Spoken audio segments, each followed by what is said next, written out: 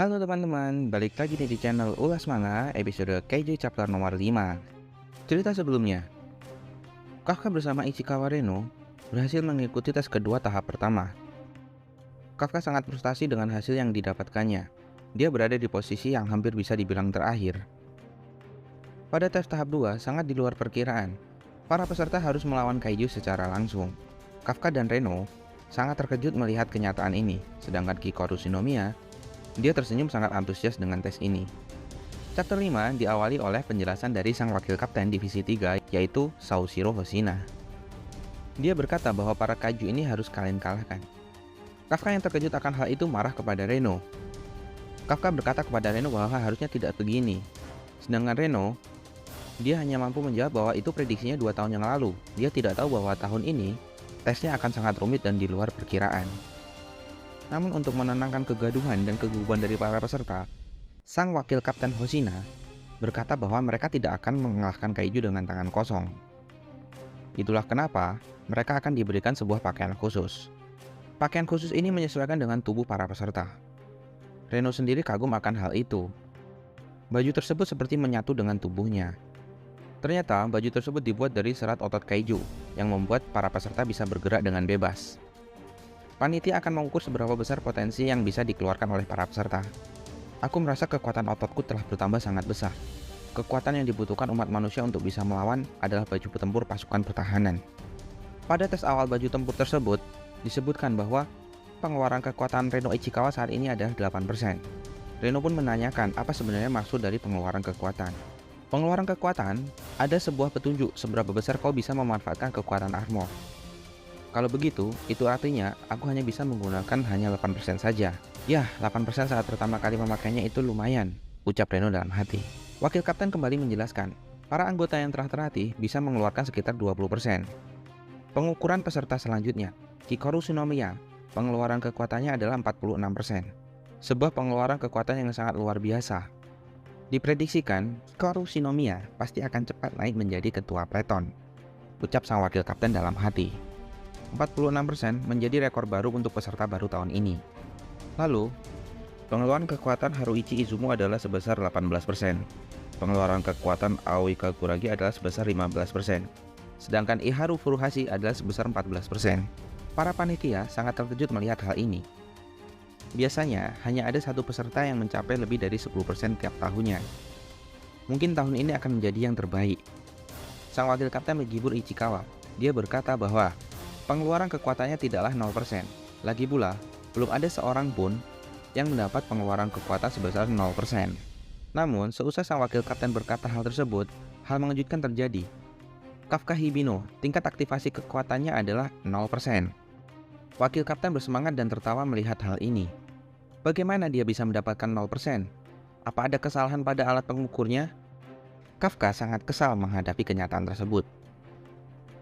Dia berusaha semaksimal mungkin untuk mengeluarkan seluruh kekuatannya. Namun, sang wakil kapten tidak bisa berhenti tertawa. Dia menyarankan kepada Kafka untuk tidak memaksakan pengeluaran kekuatannya, karena mungkin saja hal lain yang akan keluar. Dia berkata bahwa Kafka Hibino adalah seorang pelawak. Ini sangat menggelikan sekali, ucapnya tanpa henti. Kafka sangat kesal mengetahui bahwa pengeluaran kekuatannya yaitu sebesar 0%. Dia berpikir keras, pasti ada trik untuk mengatasi hal ini.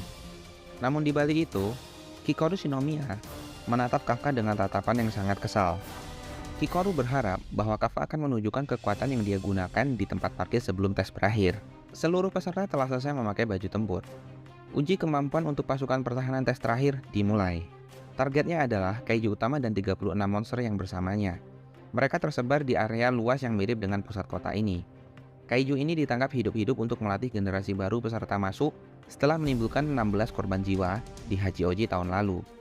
Setiap peserta memiliki drone pelacak otomatis yang mengawasi semua aktivitas mereka.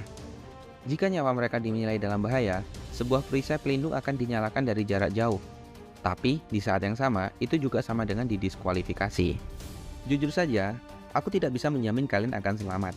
Jadi hanya untuk mereka yang sudah siap saja, ucap sang wakil kapten. Kikoru Shinomiya, Furuhashi, dan peserta yang lain maju dengan percaya diri. Dengan sigap dan cepat, Kikoru Shinomiya langsung mengalahkan monster-monster kaiju yang ada di hadapannya.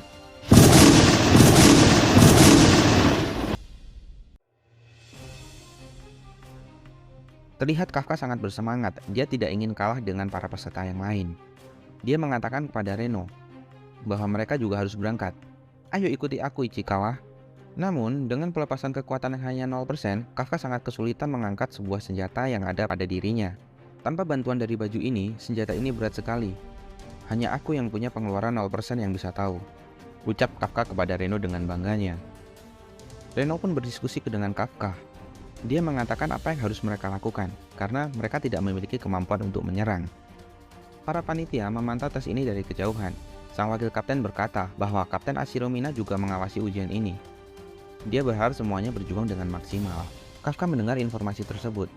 Kafka mencoba meyakinkan dirinya bahwa dia harus tetap tenang. Kafka bertanya kepada Reno, mengapa para juri mengawasi mereka menggunakan drone. Tentu saja, jika kriteria tes hanyalah untuk mengalahkan kaiju, akan sudah cukup untuk menghitung jumlah skor dengan sensor saja, jawab Reno. Tepat. Mereka sedang memperhatikan kemampuan kita dan sebagaimana kita bertindak sesuai dengan situasi. Kalau begitu, yang harus kita lakukan di situasi ini adalah membantu mereka yang sedang menyerang. Kafka dan Reno saling berkomunikasi untuk memberikan instruksi membantu teman-teman yang lain yang sedang menyerang kaiju. Kafka melihat kaiju yang sangat besar. Makhluk itu sama seperti kaiju yang dia kerjakan dengan Ida dan yang lainnya di Hachioji. Kafka juga paham kenapa mereka diberikan perangkapan seperti ini. Kafka melemparkan sebuah bom kepada kaiju tersebut. Reno yang melihat tindakan Kafka langsung paham. Kaiju yang diserang oleh Kafka tersebut tidak memiliki mata, tapi memiliki pendengaran yang sangat sensitif. Dikarenakan kaiju tersebut tidak bisa melihat dan pendengarannya terganggu karena suara bom tadi, ini adalah sebuah kesempatan yang dapat diambil untuk mengalahkan kaiju tersebut. Kafka segera menginstruksikan kepada tim penyerang agar mereka menembak arah perut kaiju tersebut. Izumo mengerti dengan instruksi yang dimaksudkan oleh Kafka. Dia berkata kepada Kafka, pengamatan yang bagus pedofil Shinomiya. Kafka yang mendengar itu dan dia pun kesal, aku bukan pedofil. Sang wakil kapten yang melihat tindakan Kafka, dia tersenyum bangga. Oh, sepertinya Kafka memahami situasi ini. Reno sangat senang dengan apa yang dilakukan Kafka. Dia berkata bahwa mereka telah berhasil. Namun Kafka dengan tenang mengatakan bahwa masih banyak monster yang lainnya. Kafka sangat mengenal semua kaiju itu baik dari luar maupun dari dalam. Bahkan tanpa memakai kekuatan kaijunya, dengan percaya diri, Kafka akan mengakhiri semua kegagalannya selama ini. Kafka kembali mengajak Reno untuk melanjutkan pengamatannya. Namun tanpa dia sadari, muncul seekor kaiju yang tiba-tiba menyerangnya. Seekor kaiju yang meredupkan harapannya sekali lagi. Terlihat, Kafka mengeluarkan darah dari mulutnya. Sedangkan Reno, dia sangat terkejut dengan apa yang terjadi. Chapter berakhir dengan diserangnya Kafka oleh seekor kaiju. Apakah Kafka dapat melanjutkan ujiannya kali ini? Ataukah setelah ini perisainya langsung aktif? Dan secara otomatis dia akan didiskualifikasi dari tes ini. Nantikan kelanjutan dan ketegangan tes kedua ujian pasukan pertahanan. Sampai jumpa lagi di chapter 6 dan bye-bye.